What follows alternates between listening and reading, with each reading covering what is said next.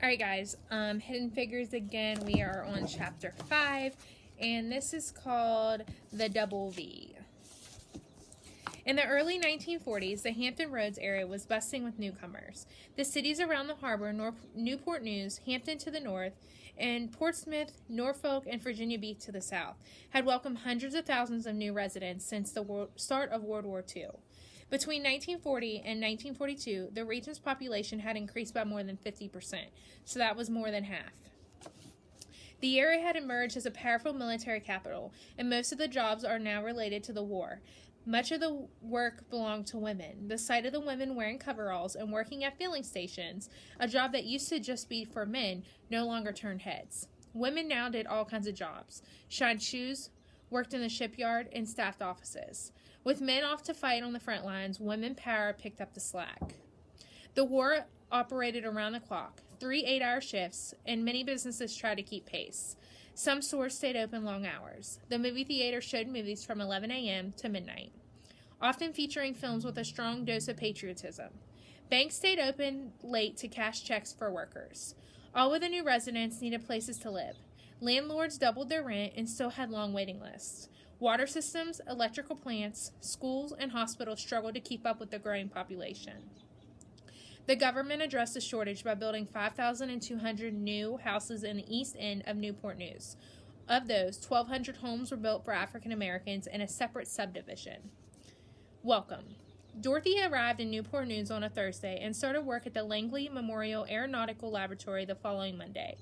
The personnel department kept a file of available houses for new employees, divided by race to comply with the custom of segregation. $5 a week got Dorothy a room of her own and 2 meals a day in the home of a black couple in their 60s who were willing to take in a boarder. The house was located in the East End, not far from the newly built housing development. The houses in the city's East End neighborhood were well maintained, surrounded by thriving local businesses, and occupied by members of a growing middle class.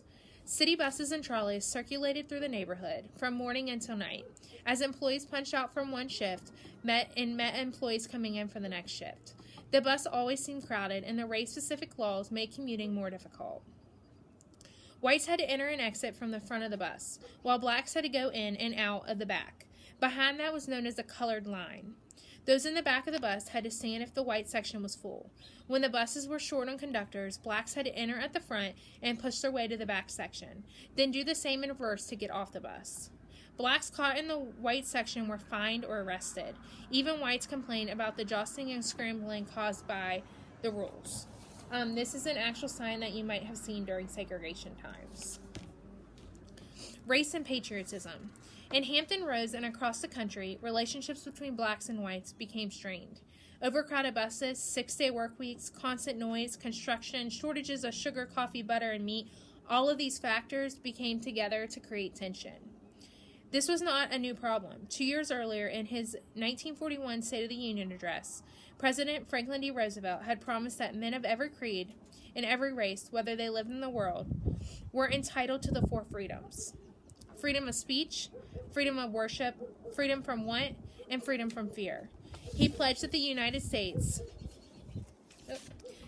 would help to overcome dictators in other countries and who would deny people of their freedoms. African Americans were sympathetic to the needs of the oppressed people around the world.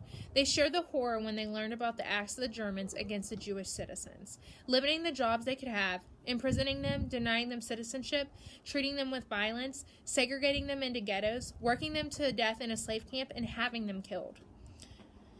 How could black Americans learn about the ways the Jewish were treated without comparing some of their own experiences with their own struggles against slavery, unfair treatment, and violence at home?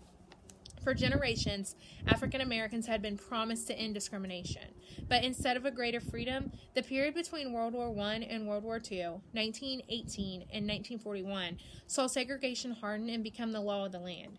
As Americans made the decision to join the fighting in World War II, African Americans pressured the government to open the war jobs to their community.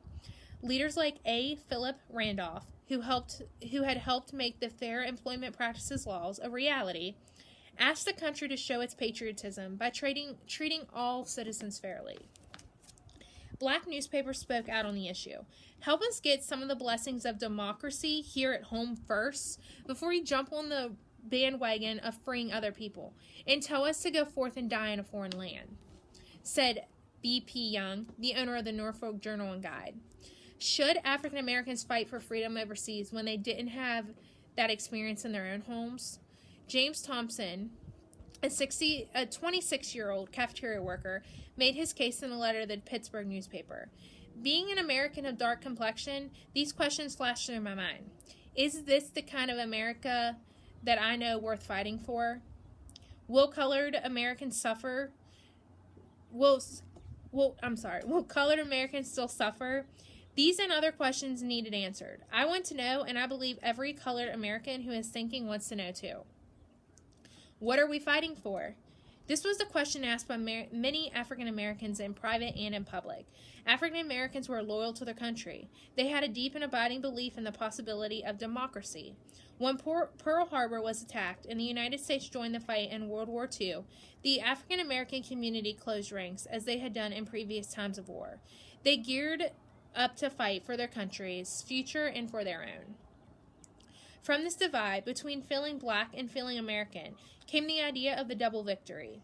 James Thompson expressed the idea in his letter to the Pittsburgh newspaper. Let colored Americans doff the double V for double victory. The first V for victory over our enemies from without. The second V for victory over the enemies within. For surely those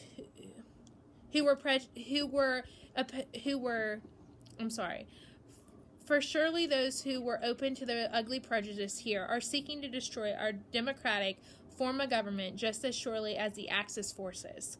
Dorothy understood the importance of the double V, victory in the war and victory in civil rights struggle at home. By accepting her position as a mathematician, she believed she was working towards both of those goals. On December 1st, 1943, the leader of the United States, Great Britain, and Russia concluded a conference during which they planned a summer to invade France. It was an invasion that would become a turning point in the war and eventually became known as D-Day. On the same day, Dorothy stepped behind the colored line on the bus and headed to her first day of work at the Langley Memorial Aeronautical Laboratory. After hearing that, I think it definitely pulls some heartstrings when you listen to how some African Americans felt compared to things that were going on in other countries. What I want you to think about, these African Americans were also like fighting for our freedoms in other countries and against other countries and for other countries. Do you think that African Americans should still fight in the war because they didn't exactly have the same freedoms as everybody else in our country? Do you think it was really fair to them to go and fight and stand up for freedom whenever we weren't giving them that same freedom in our own country?